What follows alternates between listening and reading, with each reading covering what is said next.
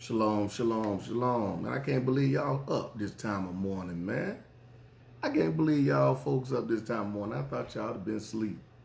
I know, I'm a morning person, so I get up pretty early. But I'm surprised y'all folks woke. I thought y'all would be asleep.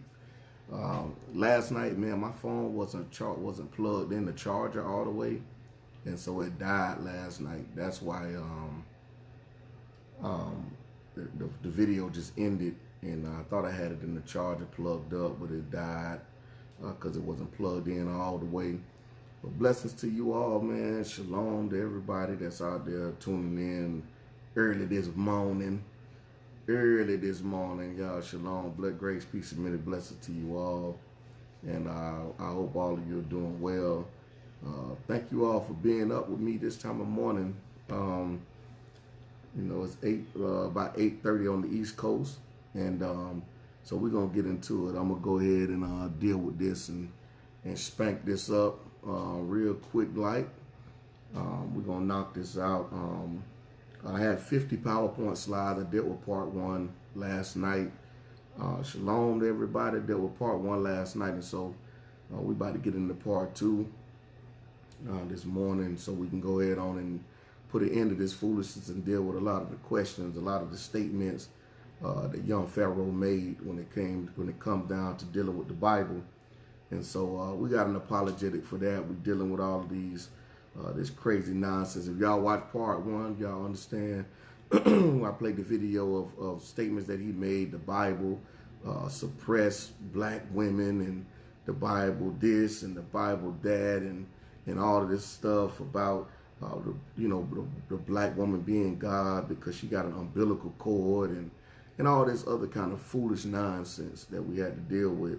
But so we getting into, I'm gonna start from the beginning and just deal with the statement that he made concerning black women and how the Bible uses it to suppress black women, and how it's misogynistic. Brother Jabari made these statements too, that was foolish as well.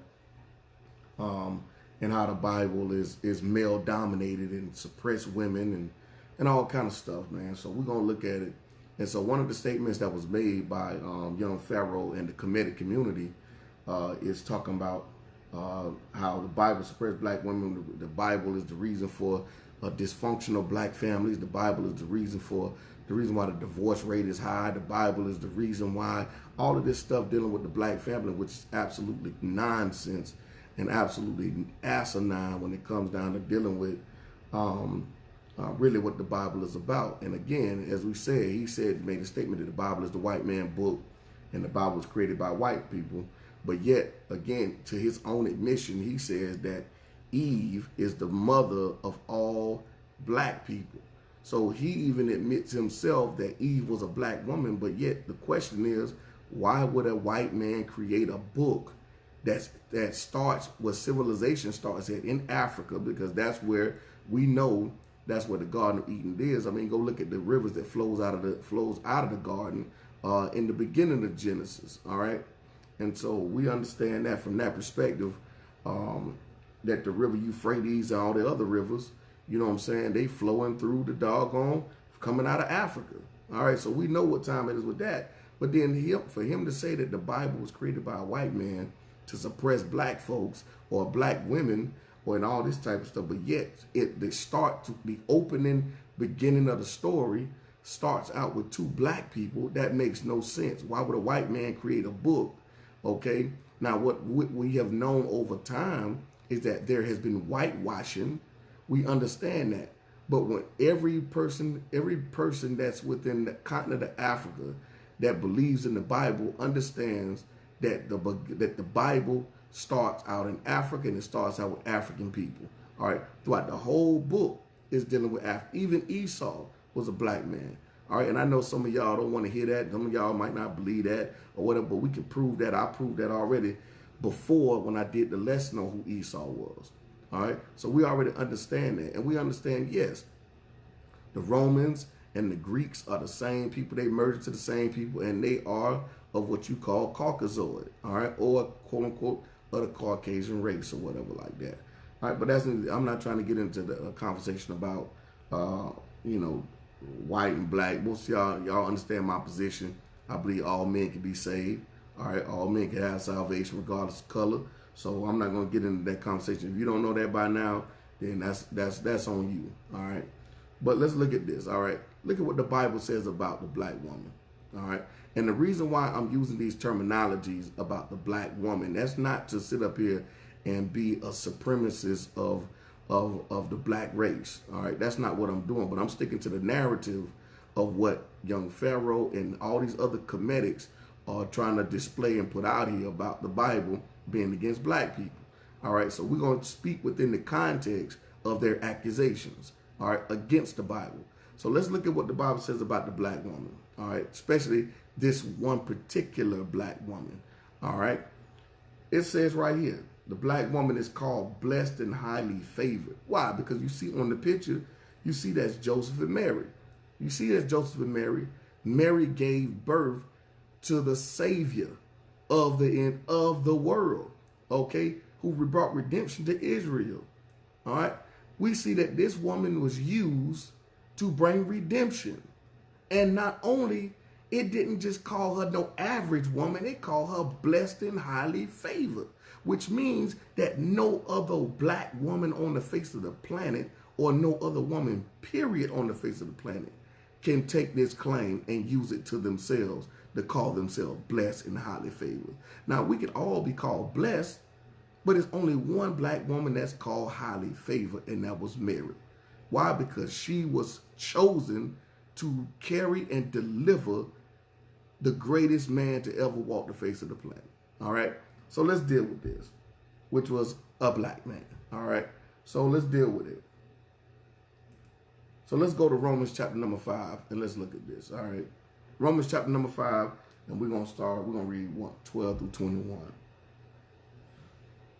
Wherefore, as by one man sin entered into the world. Now we see here in Paul's letter to the Romans, Paul is putting more emphasis on the fall of mankind, not on the woman.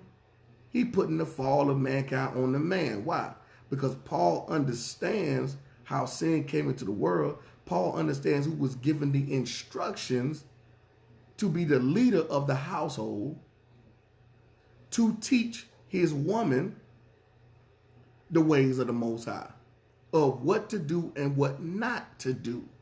This is why Paul does not even mention Eve in his letter to the Romans, because the obligation and the fall and the reason why sin entered into the world wasn't because of Eve. The pressure or the accusations is not against Eve. The Most High spoke to Eve because he told Eve, why did she do this? The same way he told Adam, why did you do this? The same way he told the serpent, because you did this. So the Most High ain't no discriminant. He's not a respect of persons. He's not a respect of persons. If the Bible was all about the woman being the one brought sin into the world, then all throughout the Bible would have said that it was Eve's fault. But no, the Bible said it was Adam's fault. So let's keep reading it. Wherefore, as by one man sin entered into the world, and death by sin, and so death passed upon all men, for all have sinned. For under the law sin was in the world, but sin is not imputed where there is no law. Nevertheless, death reigned from Adam to Moses. Where's Eve at, Pharaoh? Where's Eve at, Kemetic community? Where is Eve mentioned that death reigned from Eve to Moses? Why didn't it say from Eve to Moses? Because it said from Adam to Moses. Let's keep reading. Nevertheless, death reigned from Adam to Moses, even over them that had not sinned, which means that all of us, okay, who was born into the world, who had, before we even committed any sin, we was already sinful with a sinful nature because of what Adam did. All right, so let's keep reading here. Even over them that had not sinned after the similitude of Adam's transgression. Even though us who did not sin and do what Adam did, we still are found sinful because of our nature, who is the figure of him that was to come. Verse number 15.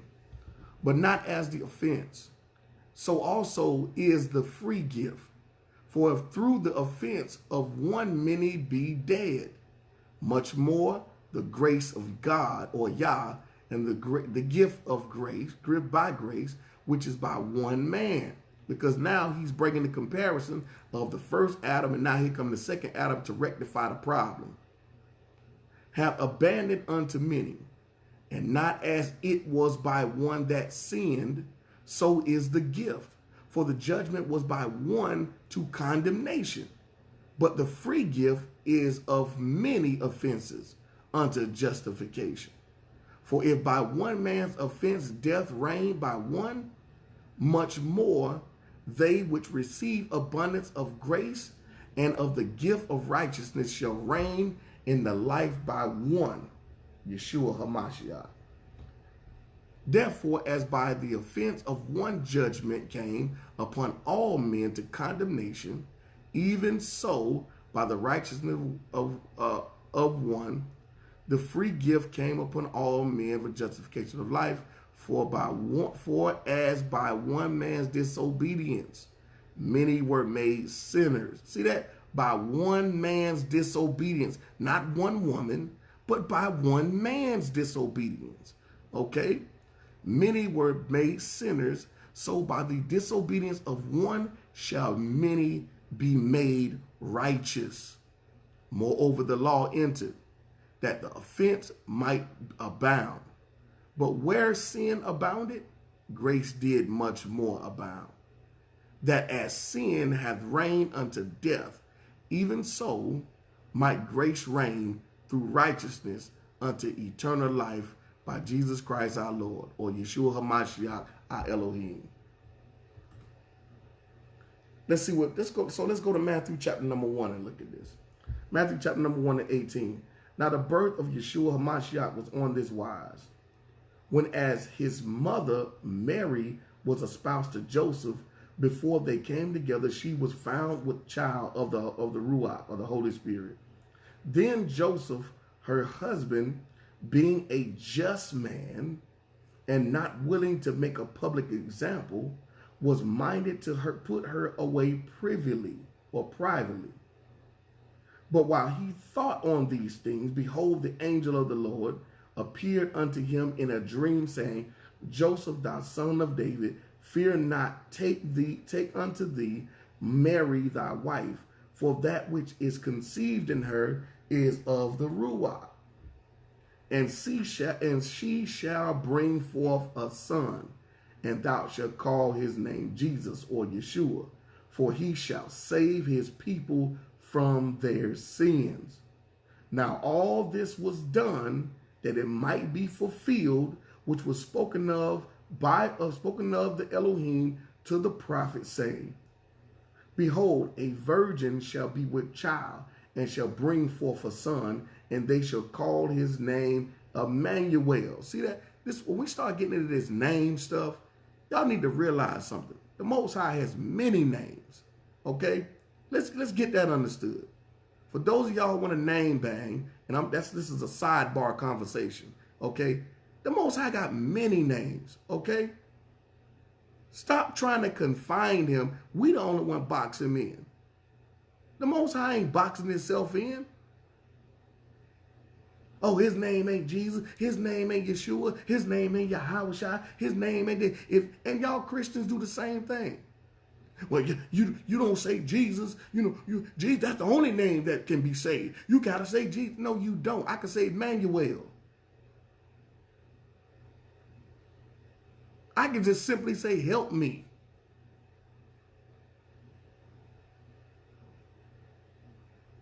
I can simply say, wonderful counselor, Lion of Judah, or Yehuda. I can say all this, and the Most High gonna respond.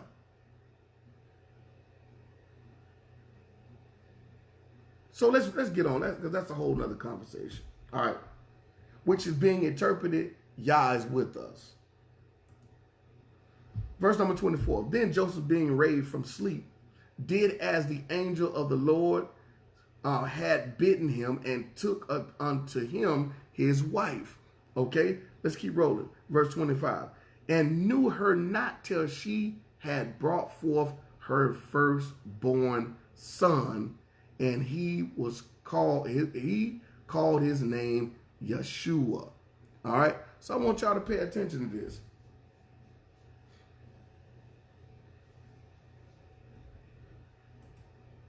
Luke chapter number 1 and verse number 26. And in the 6th month of the angel Gabriel was sent from Yah unto the city of Galilee named Nazareth, to a virgin espoused to a man whose name was Joseph, of the house of David, and the virgin's name was Mary. All right. Verse 28. And the angel came unto her. See, so listen, I want y'all to look at this. Okay. The Most High didn't exclude the woman.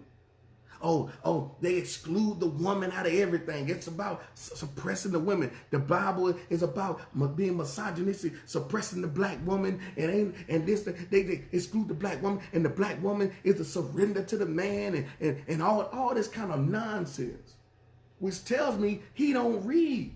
That's why we need to stop allowing people to teach at us and interpret scripture to us who have no understanding of the Bible. And that's Hebrews too.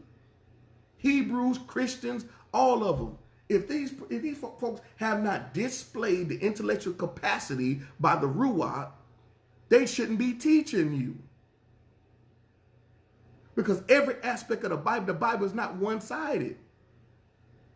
The Bible views women as great as well as men. This is why he created a help meet. Because the woman has to be on a level just like her man to be able to help him. So the woman has to have a level of wisdom and understanding to be able to help her man. If she's just to go sit in the corner and be quiet somewhere and he ain't dealing with her, then how in the world is she going to help him?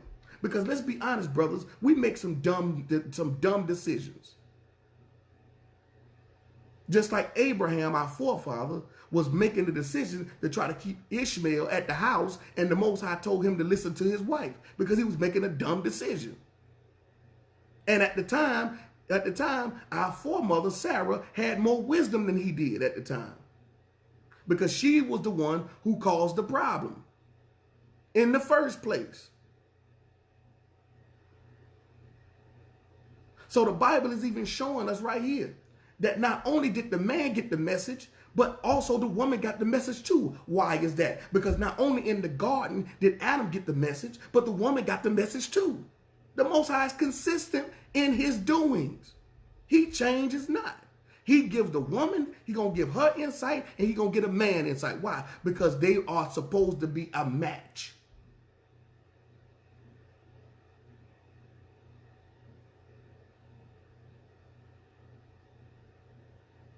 But brothers running around here want to keep the woman quiet, suppress the woman. You can't say that. You listen to me. And this is the reason. This is the reason why we in chaos right now. Because we too busy trying to control and tell a woman what to do, and we won't even listen to the Most High. How in the world can Adam tell anybody anything, and he wasn't even obedient to the Father? And yet he was standing right there in the garden, in the presence of the garden, standing right there where Eve was watching, having a conversation with the serpent, and he said nothing. But instead, you know what he did? He partook of, she didn't have to convince him. He was standing right there while she was talking to that serpent, telling that serpent what we're not supposed to do, what he told us. Go back and look at it. Go back and look at the scriptures. In Genesis, chapter number 3 and chapter number 2. The serpent comes to her in chapter 3 and says, hey, listen, you should surely not die. Well, the Most High told us, because Adam is standing right there,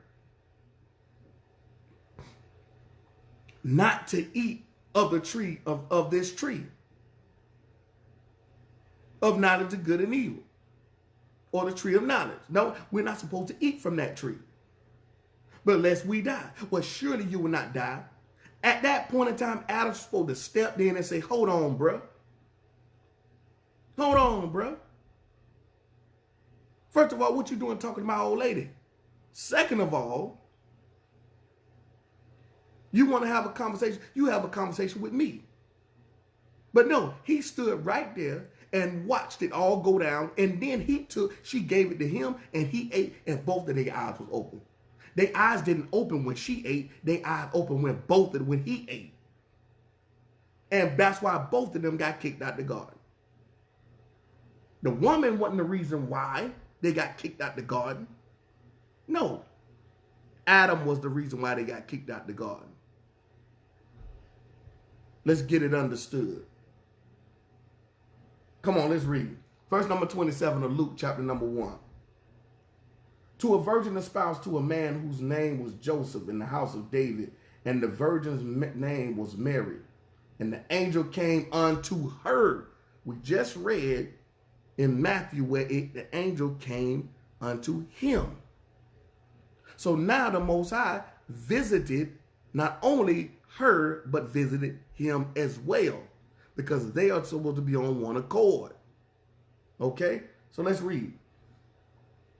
And the angel came in unto her and said, Hail, thou art highly favored. It came unto her, not all black women. Let's get this understood. People love using this claim. Hey, how you doing? I'm blessed and highly favored. No, you're not. You blessed, but you ain't highly favored. That claim is only for our mother Mary, who carried the king, who birthed the king. Look at what it says right here. It says, Hail, thou art highly favored. The Lord is with thee. Blessed art thou among women. And when she saw him, she was troubled at his saying, and cast in her mind what manner of salutation this should be. She couldn't believe it. Like, how am I more favored over all these women? What, you choose me as a black woman to be favored to carry such a great being? But the Bible suppressed black women.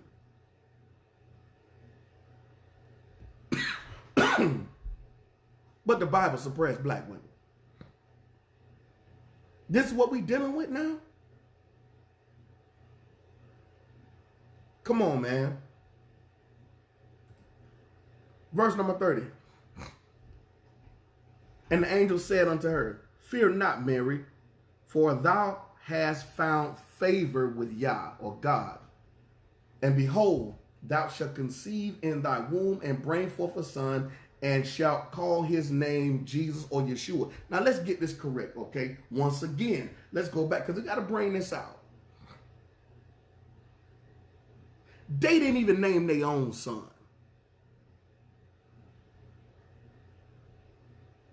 Not only did they not name their own son, but even the prophets before them didn't even know his name. Not one prophet knew his earthly name. But y'all want to fuss about that. The name was not revealed until the visitation came to Joseph and Mary.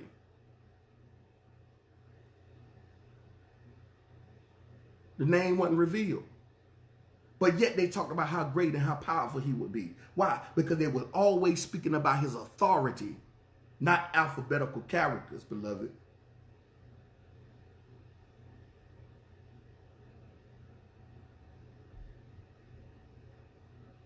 Verse number 32. He shall be great and shall be called the Son of the Highest. And the Lord God, or Yah, shall give unto him the throne of his father David. Verse number 33. And he shall reign over the house of Jacob, or Jacob, forever. And his kingdom there shall be no end. Then said Mary unto the angel, how shall this be, seeing I know not a man? This is why she troubled. Like, how can this be? First of all, she's already tripping about how is she blessed and highly favored. What did I do? And then they give the baby naming ceremony came by the way of the angel. This is what his name gonna be. Yes, he has many names, but because he's born into the earth, everybody in the earth got to have an earthly name. See, here's the thing. The angel and the Most High don't deal from the carnal sense, beloved. He don't just deal from the earth. He's dealing from the kingdom, from the heavenlies. This is why I say he has many names. But we get focused on his earthly name. Come on, let's move. Verse number 35. And the angel answered and said unto her, the Holy Ghost of the Ruach shall come upon thee, and the power of the highest shall overshadow thee. Therefore, also that holy thing which shall be born of thee shall be called the Son of God, or the Son of Yah. All right. And behold, thy cousin Elizabeth, she hath also conceived a son in her old age, another black woman. This brother talking about the Bible suppressed black women. But yet we see right here, that not only this black woman birthed the Savior, but not only that, another black woman who she's related to birthed the great witness that will lay the path for the one who's coming as the Savior. Two black women are elevated in the Bible. But yet these brothers running around here talking about the Bible suppressed black women. The Bible is misogynistic. The Bible is the reason why black women, it blames black women for bringing sin into the world. No, the Bible didn't. The Bible blamed the black man for bringing sin into the world. And the Bible also displays and uplifts the black woman as bringing forth the Savior into the world. Black folks are being used, not abused by the Bible.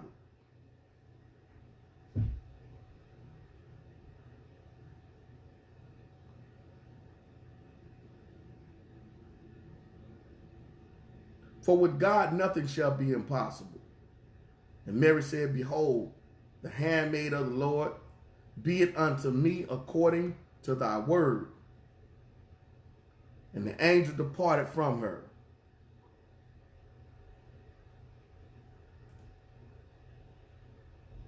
Now that we dealt with that, now let's deal with this whole thing, this statement that he made and the Kemetic community made, talking about the Bible, religion, Christianity, and you Hebrews.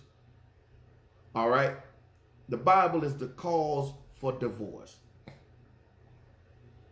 Now, y'all heard the video. Y'all also heard the video earlier on part 1, where the brother said that the Bible is the cause for divorce. See, you can't consider yourself a scholar and be biased. You cannot consider yourself a scholar and be biased. You cannot sit here and try to say that the Bible is the cause for divorce. You can't use the Bible to suppress a people. You can't use the Bible to even do any of these things. And yet he makes a claim and a statement that the Bible is the reason why the divorce rate is high in the black family. Come on, y'all. This is a bunch of foolishness. Okay? Now we just showed scripturally that Eve wasn't the reason why they got kicked out of the garden. we also show scripturally where it does not show suppression of black women, because he even called her Mary, blessed and highly favored. Now let's go look at his next claim, that the Bible is the call for divorce. Now, this stuff don't take you being very deep to do some simple research. There are several, there are several ways you can do this. But for the simple, all right, to keep it easy, just to keep it simple, all it takes is a basic Google search, okay? Just a basic Google search.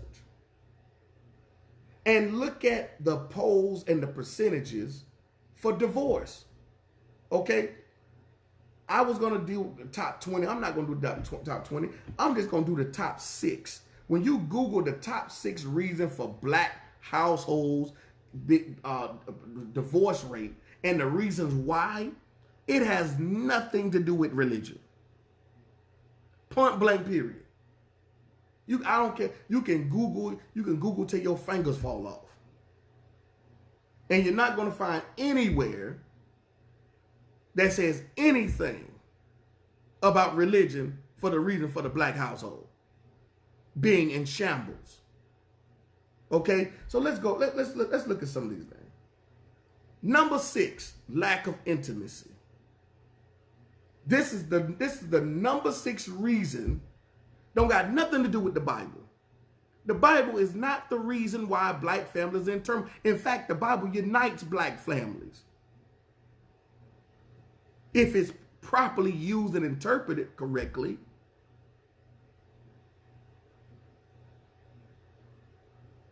But this is the number 6 reason why divorce rate in the black household is what it is. The lack of intimacy.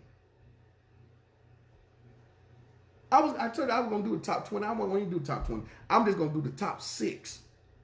Y'all can go Google the rest. Go do your research and look at the polls yourself. In the black household. These are one of the main things that men, mostly men, have an issue about based on the polls.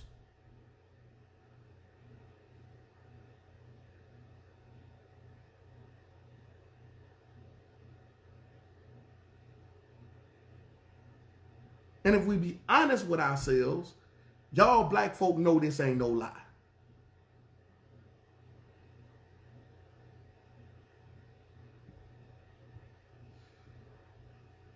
Number 5, weight gain. Weight gain.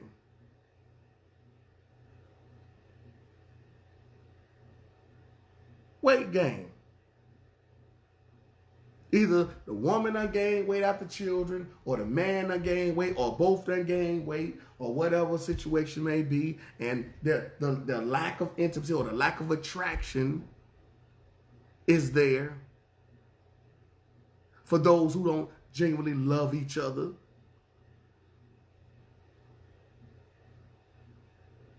If you are caught up in infatuation or anything of that nature, of course you're going to fail at that.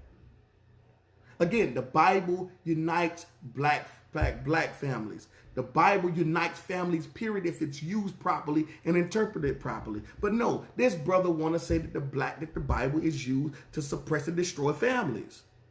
This is absolute nonsense. But we're looking at, this is the number 5 reason for divorce in the black household. Number 6 was the lack of intimacy. Number 5 is weight gain.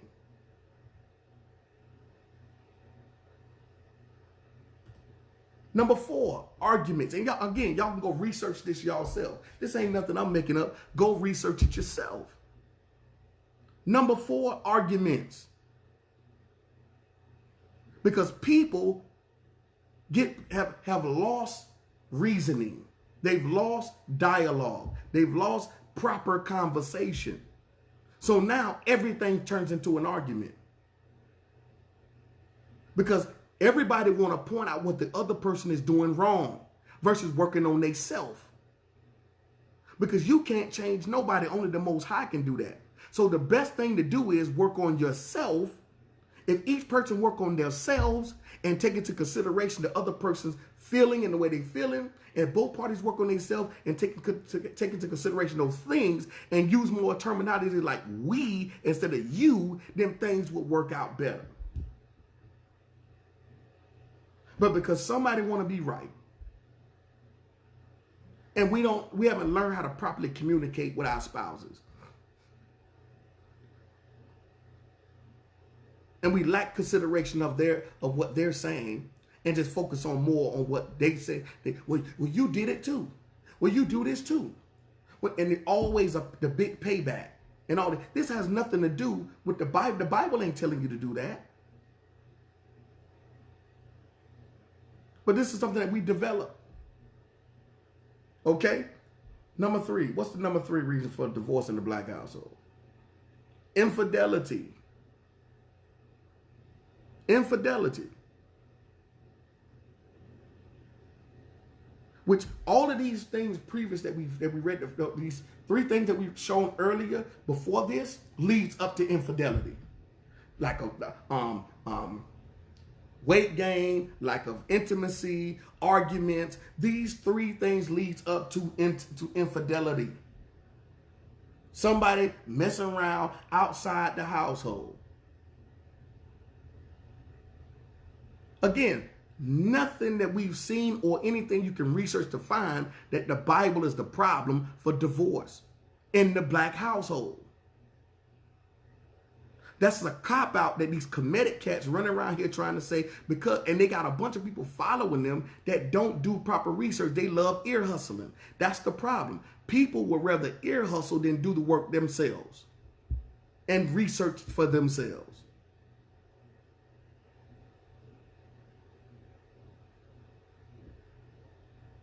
Number 2, lack of communication. Again, this is another area. Lack of communication. This is definitely a big, especially for us men.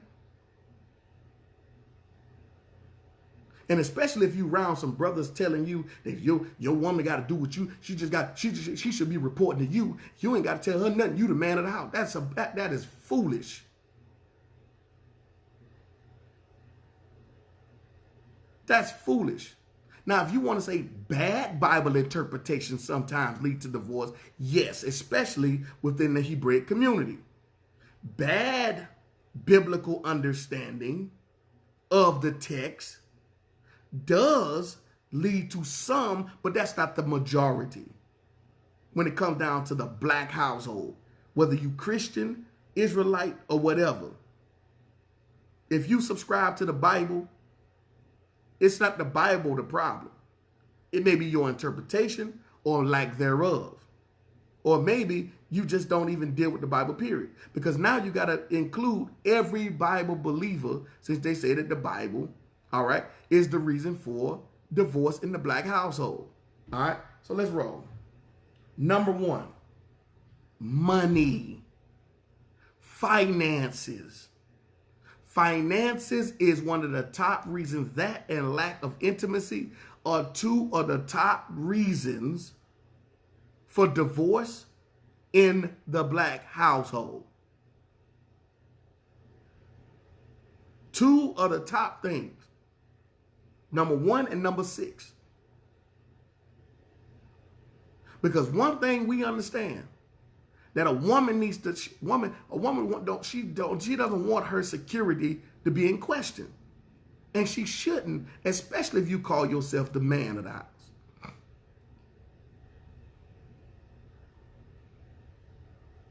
The Most High told Adam when he was kicked out the garden, when they were put out the garden, he said, you're going to work and be the provider. And he told the woman, you're going to have children. And you're going to have pain in your birthing of children. These are the 2 things that the Most High put on them. He didn't say that about the woman. He didn't tell the woman that she was going to be wiping the sweat of her brow. So all these brothers running around here on all this other stuff, Don't make no sense. And then we got to deal with these cats in the Kemetic community talking this craziness.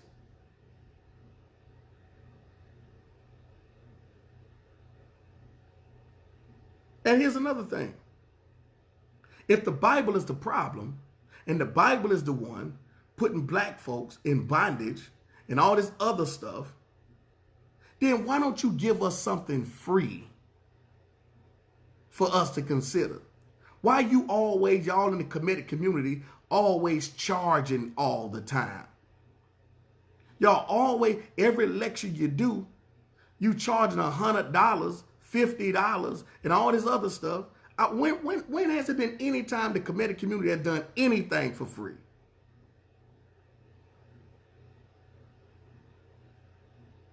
Because every time I look around, Sadnetta always got a lecture going on, and he always talking about how they done made $30,000 and all kind of other stuff off these events. All the type of money that they raking in. But I done seen some Hebrews do some free events. I done seen some Christians do some free events. But I ain't seen none of these doggone Kemetic people do nothing for free. Not one lecture that I've known. I ain't heard Sadnetta promoting nothing for free. Even his YouTube account, he makes sure he had that set up so he could get some coins off it every time. Every time, every time, the more views he get, the more money he make. So let's not play these games, man. All right, so let's deal with that. The next thing that young Pharaoh's statement that he said. Young Pharaoh said, the church and the Bible, the Bible makes homosexuals, and the church is full of homosexuals. You know what? Young Pharaoh told a half truth and a half lie. I'm going to admit to you, because I'm a brother, I'm a teacher and a moray with no agenda. Young Pharaoh have a point. The church do got a bunch of homosexuals. I ain't going to say that the whole church got homosexuals. But I'm pretty sure you can go in probably any church in America and you'll see that the church has homosexuals. Now, does the Bible promote homosexuality? Absolutely not. Absolutely not. You're not going to find anywhere in the book where it promotes that.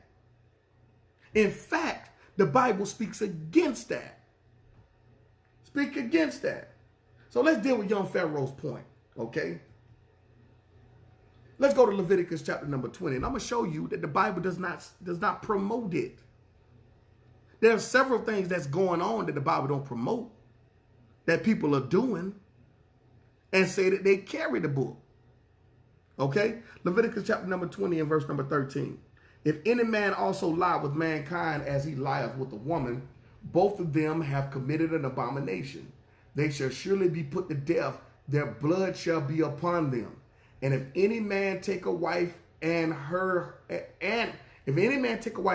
mother, okay? If any man takes a wife and her mother, not only does the Bible speaks against homosexuality, but also verse 14, the Bible speaks against a man taking his wife and her mother unto himself. It is wickedness. They shall be burnt with fire, both he and they, that there be no wickedness among you. Verse number 15. If a man lie with beasts, he shall surely be put to death, and ye shall slay the beast. So the Most High speaking against two men, two women, being intimate, having a relationship. The Bible also speaks against a man taking on a wife and her mother. But the Bible also speaks against animals, mankind laying with animals. Now let's deal with this, okay? Because let's be perfectly honest here. It seems that there are a lot of effeminate brothers in this Kemetic community. We're not just going to sit up here and shine light on the Christian church and talk about the Christian church is full of homosexuals when we see a whole lot of y'all brothers in the Kemetic community are very effeminate. Let's be real. A whole lot of y'all talk with a soft tone. A whole lot of y'all are flamboyant. Let's be real about this now. And a whole lot of y'all, including your netters, your deities, are infatuated with animals. And I wonder why the Most High, after our forefathers came out of Egypt, I wonder why he laid down a law for you not to sleep with animals. Mainly because y'all were probably doing that in Egypt. Maybe that's the reason why. Because y'all surely infatuated with all these animals. Every doggone netter that you got, every deity that you got is some kind of way connected to some animal.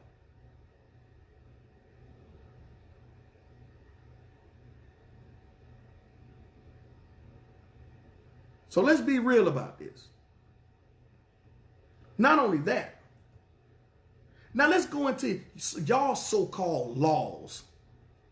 The 42 divine principles of Ma'at, or the confessions of Ma'at. Let's go into that. Now, here's the question. Since you want to say that the Bible creates homosexuals and you want to shine light on the Christian church, okay, cool. You want to do that. But listen, you're not going to be excluded, okay? You're not going to exclude yourself. See, the problem is this. You think people don't study y'all information. You think people don't study y'all information. No, we got some brothers that got some receipts. We got brothers that got the Book of the Dead and all kind of other spells that y'all be reading over there. We got brothers who used to be Kemetic, and we got brothers who got literature. We got literature now. We just ain't no dumb brews running around here. No, we are very intellectual, especially those who deal with apologetics. So now let's deal with it. We're going to look at the Egyptian Kemetic so-called laws. And I'm going to read all 42, and I need to find somewhere within your confessions, within your laws, that speaks against homosexuality. Since you want to talk about the Bible, since you want to say that the Bible promotes and breeds and creates it, and we shouldn't trust the Bible and stay away from the Bible because the Bible this and the Bible that. Let's look and see, does Ma'at, let's look and see, does Kemet speak against it? So on the screen right now, I have the 42 divine principles in which they say that the laws of Moses plagiarize. They say that the laws of Moses plagiarize the 42 confessions of Ma'at. So if they plagiarize, there should be somewhere in there, okay, that speaks against it. So let's look at number 1. I have not seen. Now notice, I want y'all to pay attention to something here. Their so-called 42 divine principles or laws of Ma'at or confessions says, I have not. Now, the laws of Moses, that was the law that was given to Moses, says, thou shalt not. Why? Because the Most High gave them to Moses for the people what not to do. He gives a command. Now, the question is, for the Kemetic community, where are your commands? Where are your commandments? All I see is a bunch of confessions. Where are your commandments?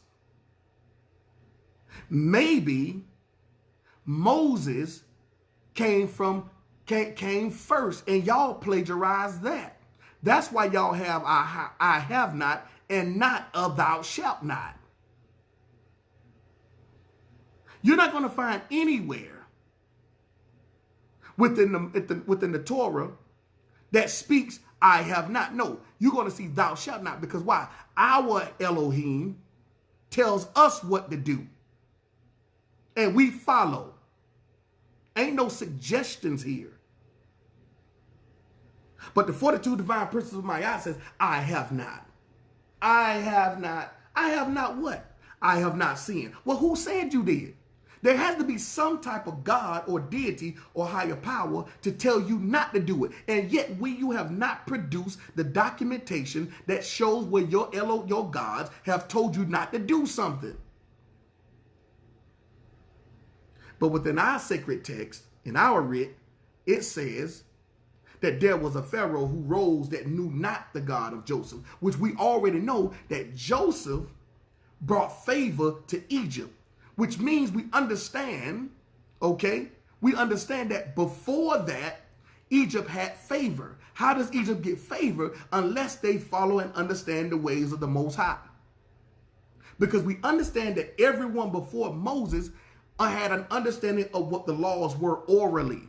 Henceforth, the reason why Abraham told a lie that Sarah was his sister, and yet the king had told Abraham, man, you about to have me commit adultery. Now, how does he know what adultery is?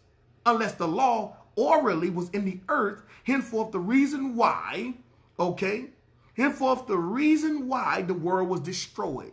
The reason why the Most High got rid of sin in the earth was because man was sinful, which means if man was sinful, that everybody had to know the law. Because the Most High is just when he kills.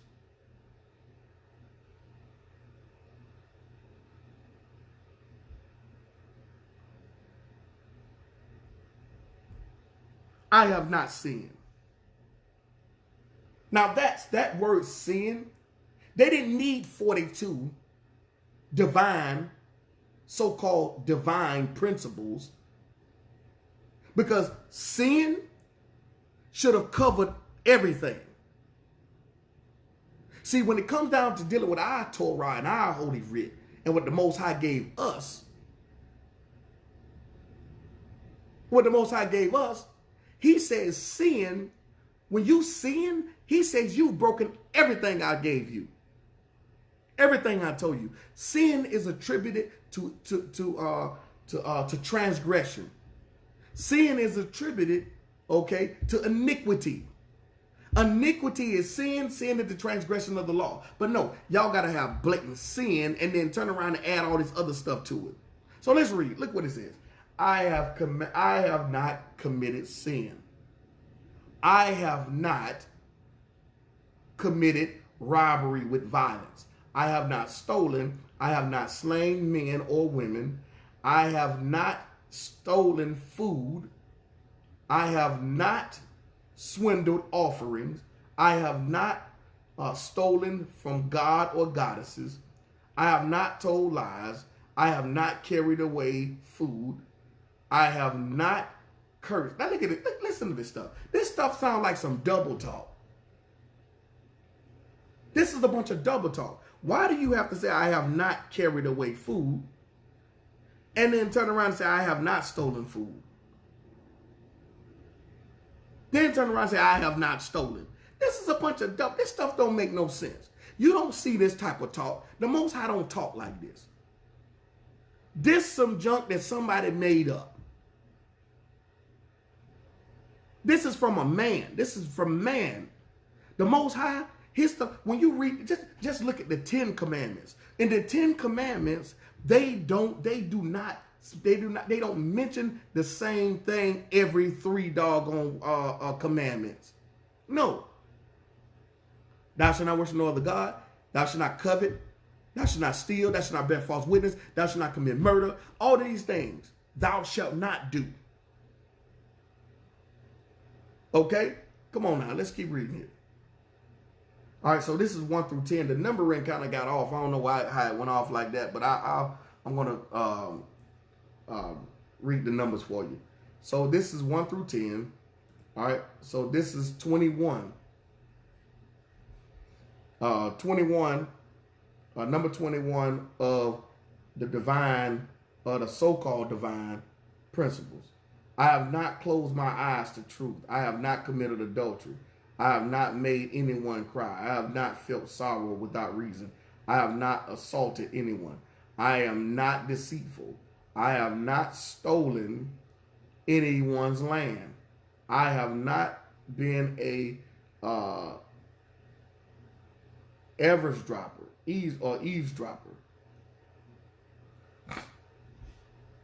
I have not falsely accused anyone. I have not been angry without reason. All right. 31. I have not seduced anyone's wife. I have not polluted myself. I have not terrorized anyone. I have not disobeyed the law. I have not been exclusively angry. I have not cursed gods or goddesses. I have not behaved with violence. I have not caused disruption of peace. I have not acted hastily or without thought. I have not overstepped my boundaries of concern. All right, 31. I have not exaggerated my words when speaking. I have not worked evil. I have not used evil thoughts, words, or deeds. I have not polluted the water. I have not spoken angrily or arrogantly. I have not cursed anyone in thought or words, thought, words, or deeds. I have not placed myself on a pedestal. I have not stolen what belongs to gods or goddesses. I mean, this stuff is repetitive. It's the same stuff, okay? I have not stolen from or disrespected the deceased. I have not taken food from a child. I have not acted with insolence. I have not destroyed property belonging to gods or goddesses. Where is the law that speaks against homosexuality? Where is it? Because Mayat ain't talking about it.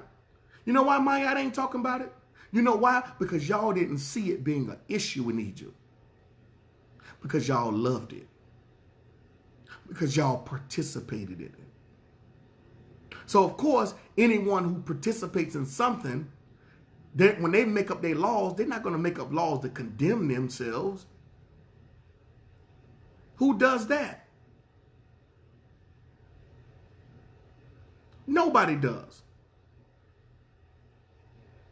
You're not going to create the laws or make up laws to condemn yourself. We ain't nothing in here dealing with sleeping with animals. Ain't nothing in here dealing with mankind, sleeping with mankind. Ain't none of this stuff been in here. But in our Bible, our Elohim, our God, our Yah, our Creator, is specific about it. And he says, I'm going to kill you if you do it. But we don't see it in here. And I'm going to prove to you that they participated in it.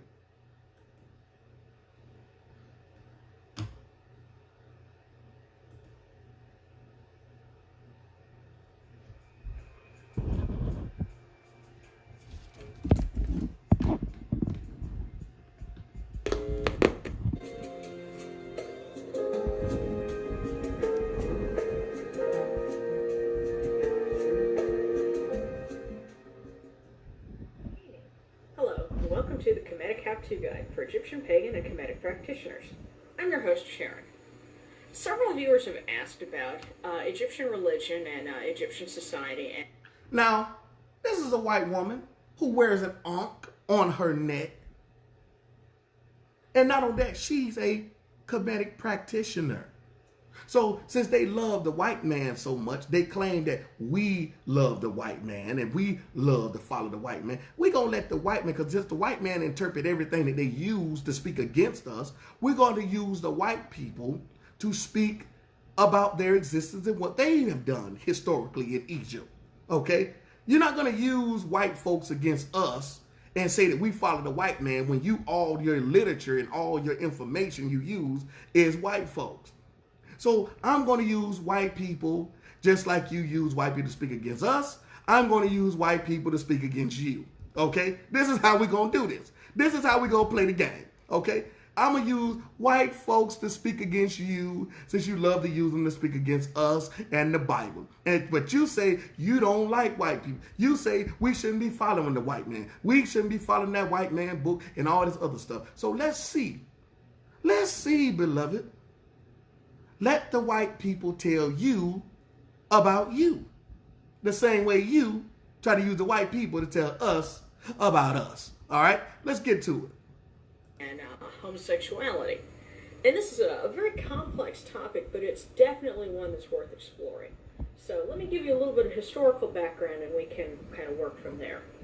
A great reference on this topic is the book Private Life in New Kingdom Egypt by Lynn Maskell. This book, my one criticism is she's real heavy on the feminist bent, and it comes to the fore in her writing in several places. I kind of disagree with some of her ways of looking at that, but she directly addresses homosexuality and has some very, very interesting things to say about it in here. She makes some very good points, such as, number one, our idea of gay as an identity, as a lifestyle, is only about 100 to maybe 150 years old. Gay as we know it didn't exist in the ancient world because they did not see having same-sex desires or same-sex acts as making you a different kind of person. You could be just a dude, just a gal, but if you happen to have relations with a member of the same sex, that didn't make you a different, sort of person. And I'm going to add this observation. A lot of the social cues that we have that we think, oh, this means that someone is gay, didn't mean the same thing back then. For example, whether it's actually true or not, we tend to perceive men who are very concerned about their physical appearance as being gay. And lesbian women like masculine things. But in ancient Egypt, both sexes wore jewelry, both sexes wore makeup. In fact, guys... Hold on. Stop the presses right there.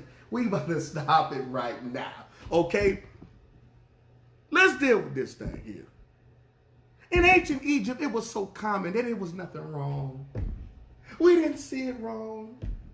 If you wanted to be with a man, go ahead. Be with a man. Go ahead, go right ahead. There ain't nothing wrong with that. It was so common amongst the people that nobody saw anything wrong. Oh, y'all look at it wrong because it's only been wrong to y'all for 150 years. No, it's been wrong to America for the last 150 years, but it's been wrong to the Most High from the beginning. But it was never wrong for y'all gods in Egypt at all. That's why y'all gods in Egypt didn't speak against it in the 42 Confessions of Mayat. Because you know why? Because y'all were participating in it heavily, including with animals. Henceforth, the reason why the Most High brought out in his law, he said, you bet not sleep with them animals. You bet not sleep with a man if you a man. You bet not sleep with a woman if you a woman. You better not do that same foolishness that you seen going on in Egypt. Because if I catch you doing it, you gonna die. And then I'm gonna kill the animal that you slept with too.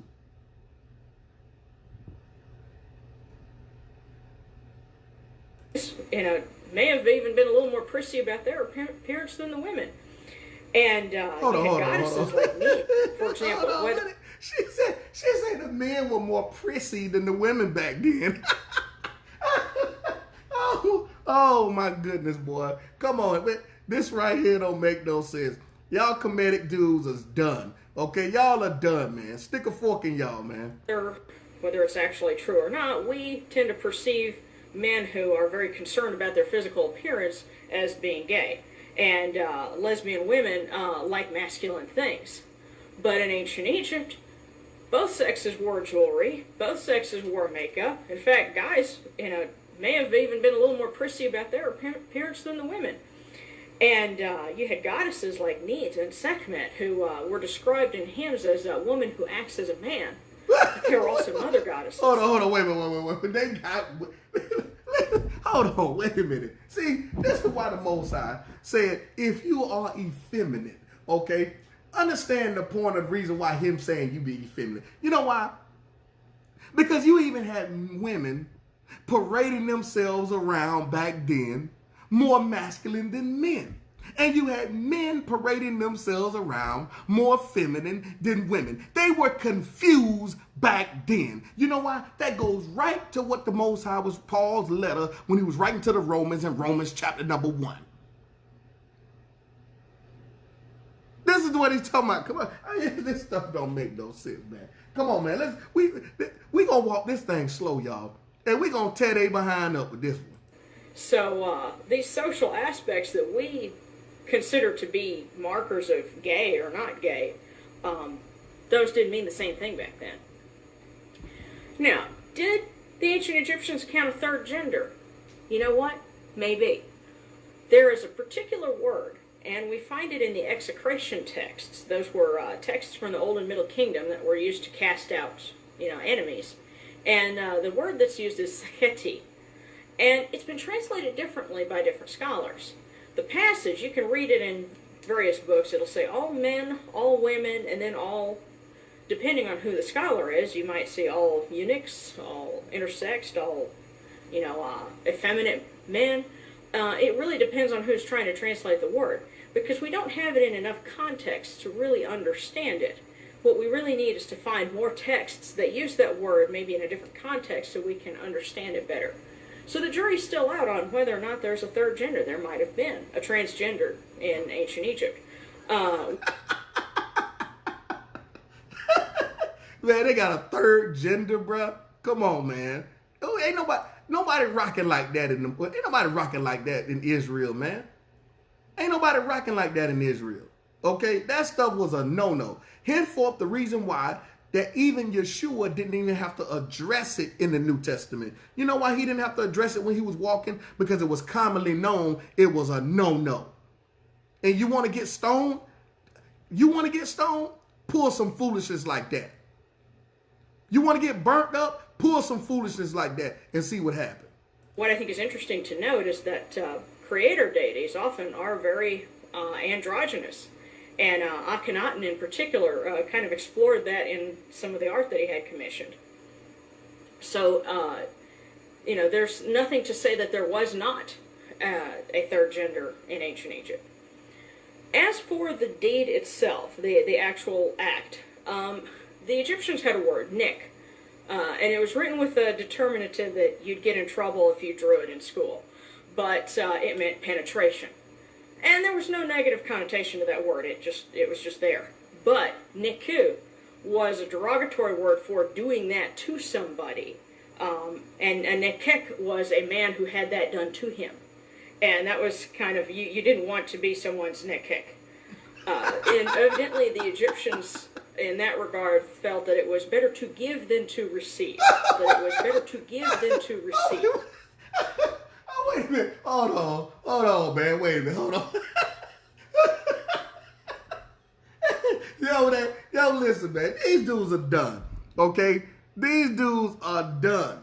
The Egyptians believed it was better to give than to receive. Yo, look at her face, man. Look at her face, y'all. Let me blow this up a little more, man. Let me blow this up a little more. It was better to give than to receive. Man, this stuff, man. This stuff is done. They done, man. They done, man. They done. They don't need to have no conversation at all anymore. All right, after this. This stuff is they're done, man.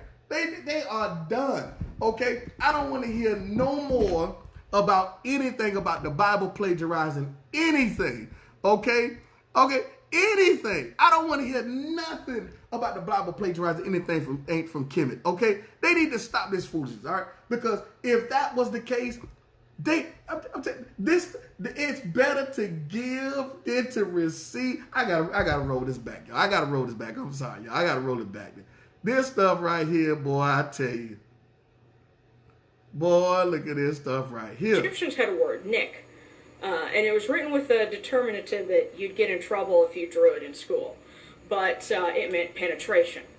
And there was no negative connotation to that word. It was just there. But niku was a derogatory word for doing that to somebody. And a nekek was a man who had that done to him. And that was kind of, you didn't want to be someone's neck kick. And evidently the Egyptians, in that regard, felt that it was better to give than to receive. That it was better to give than to receive.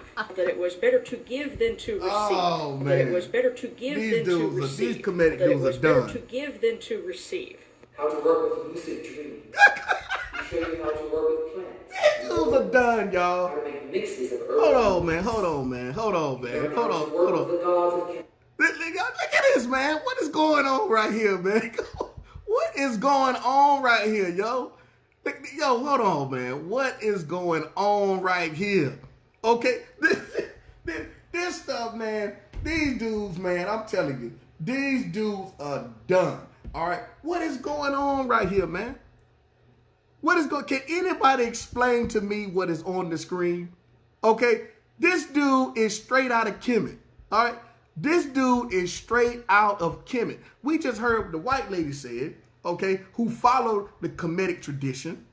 All right, and I told him, y'all want to try to use white folks against us and downplaying us with the Bible. We're going to use white folks against y'all. Okay, the same way y'all try to use white folks, the white man permitted. This stuff got to stop. You're not going to use the Bible and say that white folks created the Bible and that the Bible creates homosexuals. You're not going to say that.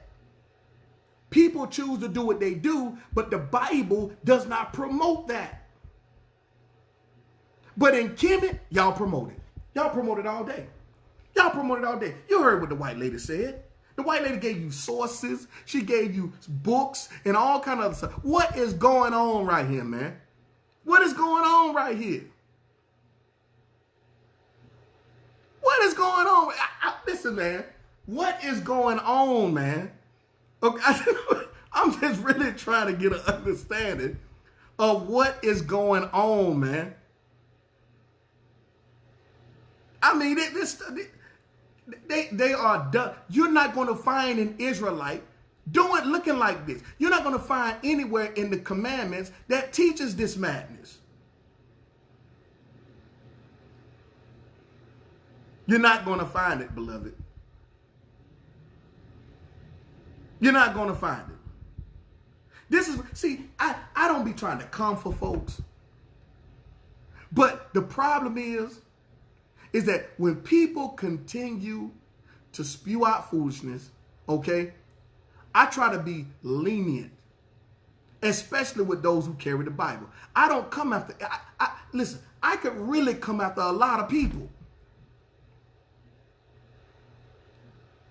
But I try to show compassion to Bible believers, whether you Christian or Hebrew. But if you are Kemet, an atheist, or anybody of that magnitude, and you coming against the Bible and in its totality, I'm coming for you. Period. I'm coming for you. I'm coming for you. Again, I could come at a lot of people in the Hebrew and the Christian community, but I don't. Because I try to show the level of compassion. But these folks right here, no, no. You're not going to come after the Bible. You're not going to come after the Bible and think I'm not going to say nothing. Now let's listen. We heard from the white woman who taught us some history of Kemet. Now let's listen to what the brother got to say. Let's see if the brother lines up with what the white woman said. Out of the mouth of 2 or 3 witnesses shall everything be established. Okay? Now we finna get a second witness to what's going on in Kemet. All right? Listen, no wonder they got a whole lot of brothers walking around here in Kemet, even in the modern day, looking more effeminate than ever. We show you how to work with plants and oils, how to make mixes of herbs and roots. You learn how to work with the gods of Kemet, called the Neteru. You learn about their cycles, the things they love, their myths, and their powers. Basically, a shaman is someone who uses the powers of the spirit, what you call psychology, in a very divine, natural way. And through using these plants and herbs and myths, you learn to project the powers of your mind beyond your body to effect what one would call works of magic. All gay men, by nature, are are shamans. If you are gay, you are a shaman. And the golden beetle shows you the techniques of how to activate your particular talent as a shaman. Wait a minute. He said if you are a gay man, you are a shaman. You are a wizard, man. This is what he's saying. If you are gay, all gay men are wizards. He said, listen, the power of the divine spiritualness that you call psychology, we have a way as shaman, as gay men, through Kemet, to know how to teach and know how to manipulate those individuals by the forces in which we possess.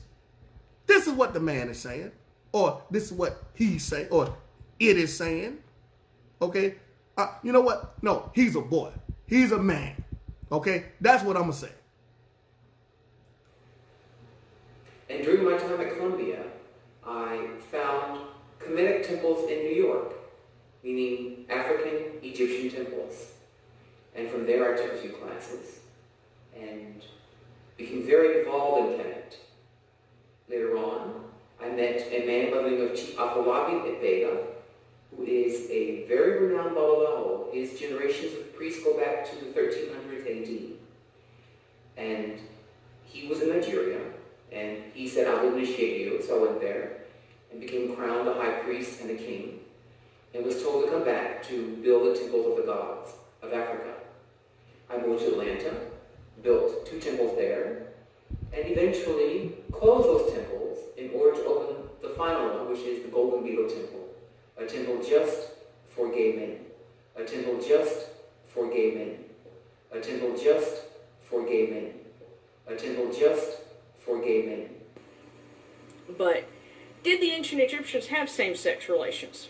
Well, of course they did. You know, they were human. And in fact, there is a Middle Kingdom story describing none other than King Neferka-Ra going to the house of his unmarried general Sassanet. And the story says, after his majesty did what he desired with him, he returned to his place. Now, what do you think they were doing late at night? And of course, let's not forget the contendings of Horus and Set, where Set tries to make Horus, his poor nephew, his Nekek. Horus didn't enjoy it, but in one version of the story, it said that Set found it sweet to his heart. So obviously, he, enjoyed doing that sort of thing.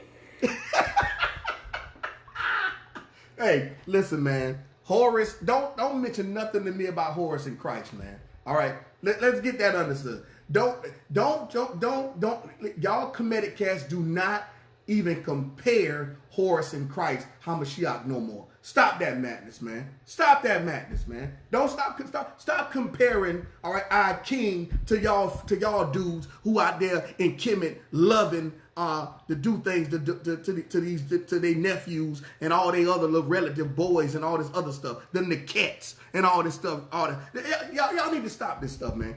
Stop this stuff, man. Stop trying to compare us to y'all, man. All right? Stop this foolishness. All right? That don't make no sense, man. Stop the madness. Horus didn't enjoy it, but in one version of the story, it said that Set found it sweet to his heart. Of course Horus didn't enjoy it. Horus was the one taking it.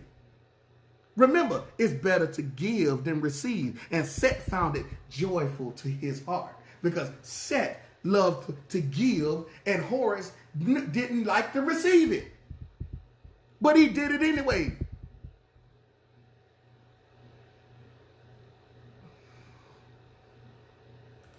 So obviously he, enjoyed doing that sort of thing.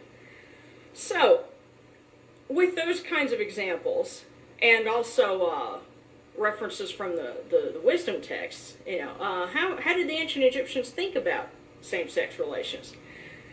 They seem kind of ambivalent. Because in the instructions of Ptahhotep, he advises against, and the book talks about this, he advises against having intercourse with the word used, the way it's translated is a man boy or a woman boy.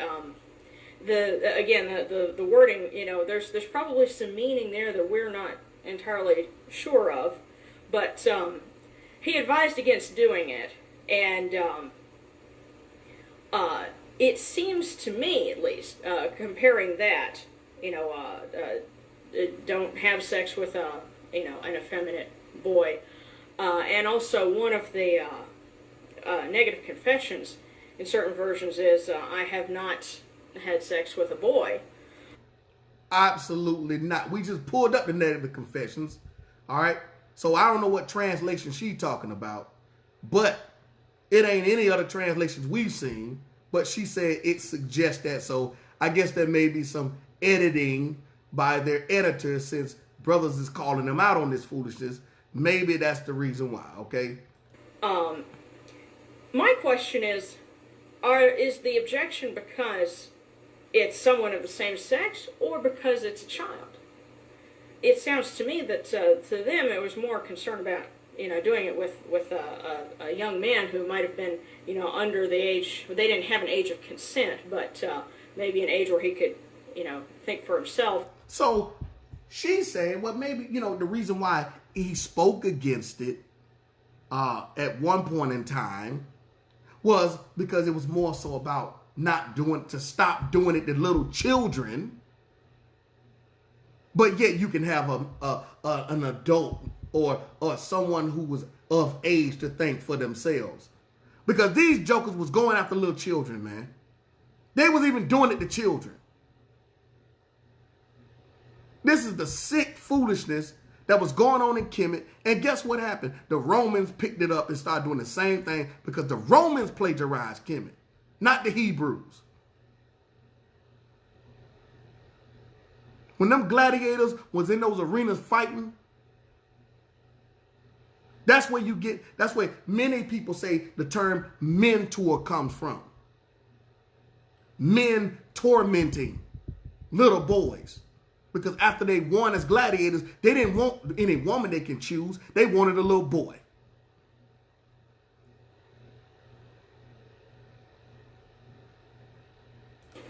I don't know. But they did not have the kind of vehement religious objection to homosexuality that we have today.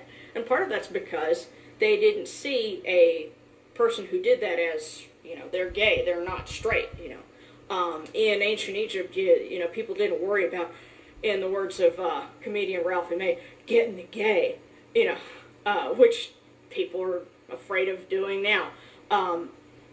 They didn't have that kind of hang-up, and it may not have been considered the most upstanding sort of behavior in social circles. It was, more desirable to have a wife and to have children because they were meant to carry on your legacy and to, give offerings to you after you were gone. But misgivings about it on the level that a lot of people here do. And another thing to consider with in Egyptian families, you had a lot of different people in one household and a lot of women. It's entirely possible, if you ask me, that you could have had women who had lesbian relationships, but they were living in the same house, and we wouldn't know about it because it wasn't like you have now where two women go off and they get an apartment. Oh my God, they're living in sin. How would you know? They're in the same house together with, half a dozen other people. Privacy might have been another issue. Egyptian houses didn't have as many rooms as ours do, so, how would you, get time? They probably went off, under the date palms or the, someplace secluded in order to, have relations with another person. Hopefully this has given you some interesting information, some insight into how a very controversial topic might have been viewed in another culture. I think it's always interesting to learn about this because it gives us a little perspective on our own. And, what kinds of things do we have hang-ups about today that maybe weren't such a big deal in another point in time? So, for the Kemetic How-To Guide, this is Sharon, wishing you some MT.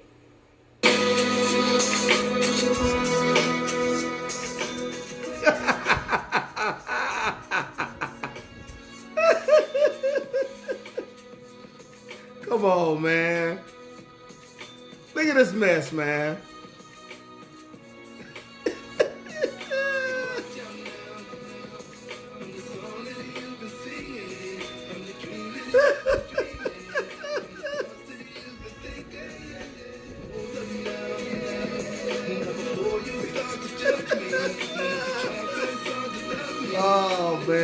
I tell you, boy. Oh, man. Boy, I tell you.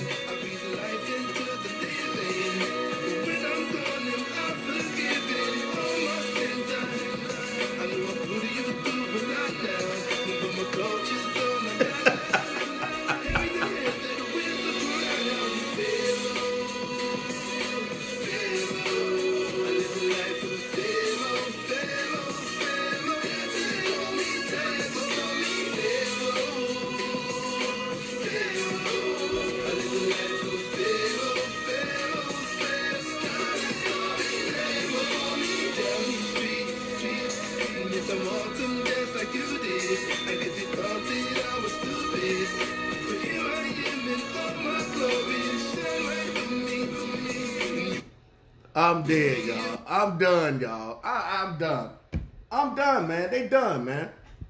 They done, man. They done, man.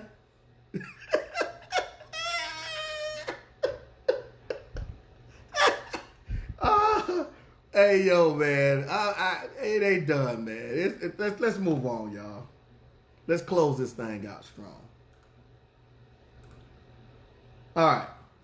So Kemet says that the Bible said that we love the white man. But on the screen here, I want y'all to see something real quick, okay? These are the Egyptologists or the fathers of Egyptologists or the white scholars in which all of them are going to use when it come down to dealing with trying to prove that the Bible or that Kemet was first and all these things. They're going to say that the hieroglyphs was translated and or fully translated. One of the main sources, or one of the main two sources that many of them love to use is Flinders Petrie and E.A. Wallace Budge, okay? Those are the two English, all right, dudes, okay? Those are the two English dudes that they love to use, all right? So, again, they say that we love the white man at the Bible. But let me tell you something. Kemet actually loves the white man more than any other religion. All of their literature and everything that they use to combat the Bible and combat what we believe is by white people. You can't say that we follow the white man book when all of the books that you possess and that you use are from white folks. You can't do that. You can't tell us to stop listening and following the Bible because it's white people who got us hypnotized when all of your teachers and all of your scholars are white folks. This don't make no sense. Okay? Now let's deal with, I'm gonna go into the last video I'm gonna go into. All right? If you're just not joining, you want to watch this from the beginning. You missed a whole lot. Okay? You missed a treat as well. There was a whole lot of exposing in this thing. All right, the last video I'm gonna post a video with one of their brothers, all right, in the Kemetic community, and listen to what he says. He has a debate on the phone between him and Ankh from the Amun-Ra squad concerning the language and concerning the hieroglyphs, okay? And he's going to tell you the truth. See, this is one thing I love about people. I can respect a person that don't even have my same views, but they're non-biased, which means they don't have an agenda. I can respect a person that don't have an agenda and that's willing to tell the truth. This is what I'm saying. You can't be a defender of the faith. You can't be an apologist if you're going to be skewed to one side. Me, there's been times where I agreed with a Christian over a Hebrew brother because the Christian was telling the truth concerning a certain passage of text that the Hebrew brother was not. He didn't have an understanding about. I stand on the side of truth. Yes, I'm an Israelite, but I stand on the side of truth. I defend the truth because the Most High is the truth and the life. So therefore, I can't be one-sided and be like, oh yeah, no, they call themselves Israelites. So no matter what they say, even if it's true or not, I'm not going to agree with them. Or they call themselves Christians. And just because they say they're Christians, they don't say they're Israelites, I'm not going to rock with them on this. No, I'm not going to be held accountable, standing in line, being judged by the Most High on some foolishness that I knew better and I had respect the persons. So I can respect a person that have no type of bias agenda and stand on the side of truth. That's why I don't have cliques and circles and friends that I just want to rock with, okay, because they have some form of status. No, I'm not doing that. All right, it's all about truth for me. So let's get into this video. All right, this is the last video we're going to close out. I'm on the show. I don't know what you're talking about. I hear Dr. Mayard speaking, so I just Google a little something in reference to what she mentioned.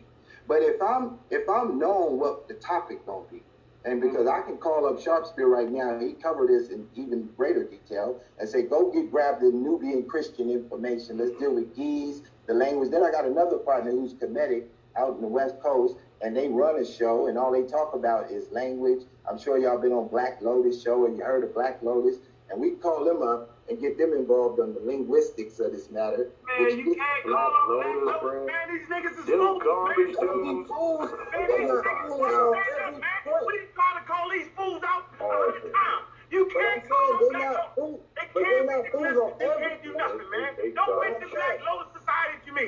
But I don't agree with their info. I'm saying that everybody is on all the. I'm not saying that. Like, I talk to them, I don't agree with everything they say, but some of the language. They run it. Y'all hear me? If Black Lotus is listening, what's up? Good. Yeah. All right, so I'm listening, right?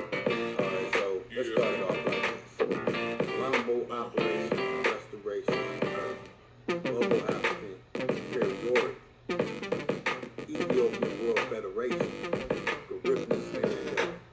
so you see, you know, and you're seeing all your little different clicks at me with all the confusion, but I'm gonna look past all that and I'm gonna just hit you with the daggers. First of all, the hieroglyphs have never been translated. No black man has ever helped any hieroglyphic translator. Prior to the Rosetta. Hold on. Listen to what he said now. And research it yourself. No black man has helped any hieroglyphic translator who attempted to translate it. You know why? Because it's white folks.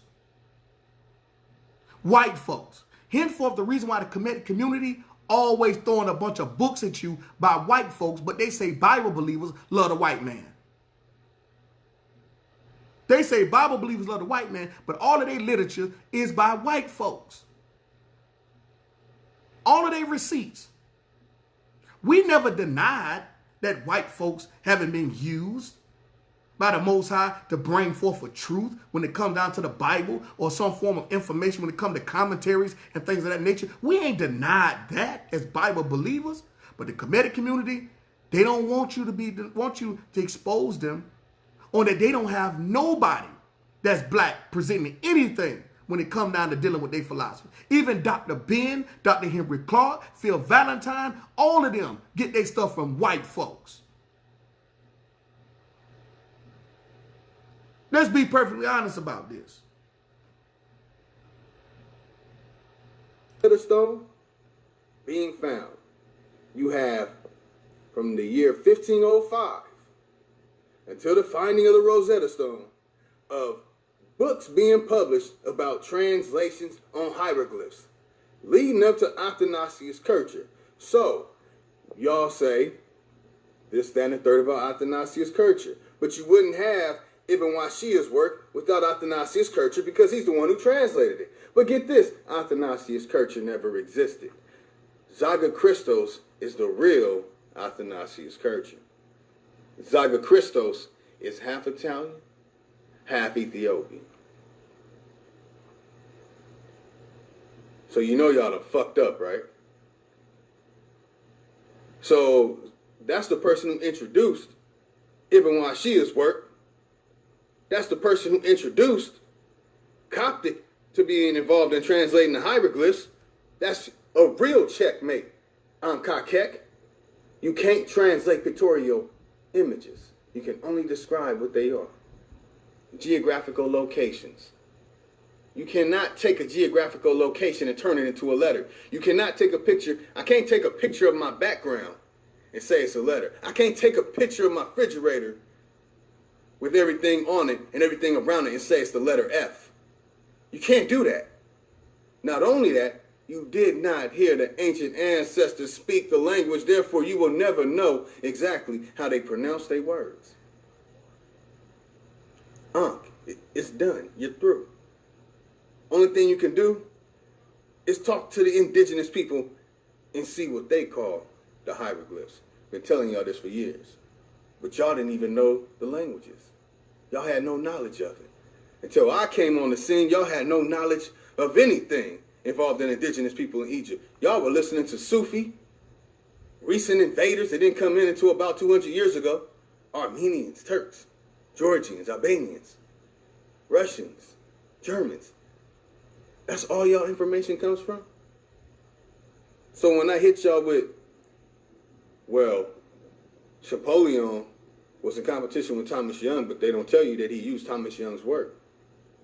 Well, they don't tell you about David Ockerblad because they all use David Ockerblad's work. Oh, David Ockerblad was dealing with Desaucy.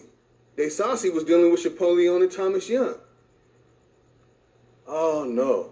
But then you have Joseph von Hammer-Purgstall. And who is this Henry Salt? Y'all not ready for it. These are the people, the five fathers of hieroglyphic translations. So these people, whose work did they use?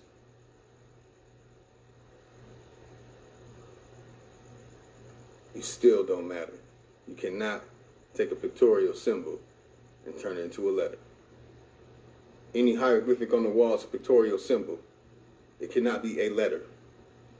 You do not know the position of the tongue, teeth, cheek, gums, anything in the mouth when an ancient Egyptian said the words that they said.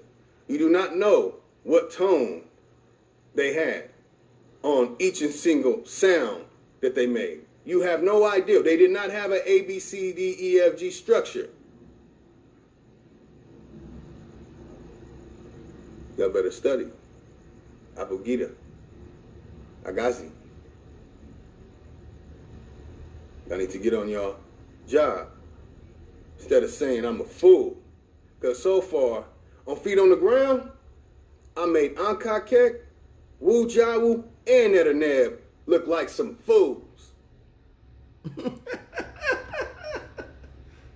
And all this stuff, he cited sources. So you could go research all these sources and pull them. This is what I'm saying, man. This is what I'm saying about them. Stop the lies, man. Stop the lies. The black woman isn't God. She birthed him. And they need to stop this foolishness. So far, we exposed the lies about the Bible suppressing black women from the garden throughout the whole Bible.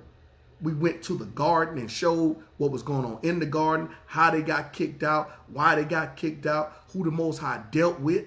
We dealt with Paul in Romans and how Paul shifted and showed that really the purpose of them getting kicked out was because of Adam. Didn't mention Eve's name one time. Then we went and proved and showed how the Most High took a black woman and said she was blessed and highly favored, as well as Elizabeth being chosen to redeem the world, bringing salvation to Israel and to the world. Not only that, beloved, they tried to say that the Bible is the #1 reason and the cause for the black divorce in the black household. We proved that was a lie. Not only that, what else we proved? They said that the Bible and religion, those who follow the Bible, pushes and create homosexuals. Now, I told you, I agree. The church do got homosexuals. But you ain't going to find nowhere in the Bible where the Bible pushes that narrative or that agenda or that lifestyle. But we also showed where the Kemetic community in ancient Egypt never spoke against it. Neither did they speak against it, but they also participated in it. And we also showed that the Bible in Leviticus teaches and speaks against that type of lifestyle. Point blank, period. So we need to stop this madness and stop trying to compare Haru or Set or anybody to Jesus. It's like Yeshua. Stop that foolishness. You didn't see him having no type of relationships like that, penetrating folks. They got to stop this madness, man. We don't want to hear this foolishness no more. They done. And so definitely, man, I appreciate y'all for checking out this presentation. It will be uploaded to my YouTube channel. And once again, man, we have to make sure that we're non-biased when it comes down to this. And at the end of the day, anybody that's standing on the side of the Bible that accepts our Savior as Messiah, we may not agree on everything. But I'm not going to choose the side of somebody against you just because we don't agree on some things that we can talk out, to side with somebody that's against the text, that's against the history of the Bible, and that's against our Savior and against our Creator. I'm not doing that. Right and right, wrong is wrong. Always stand on the side of truth, beloved. Shalom.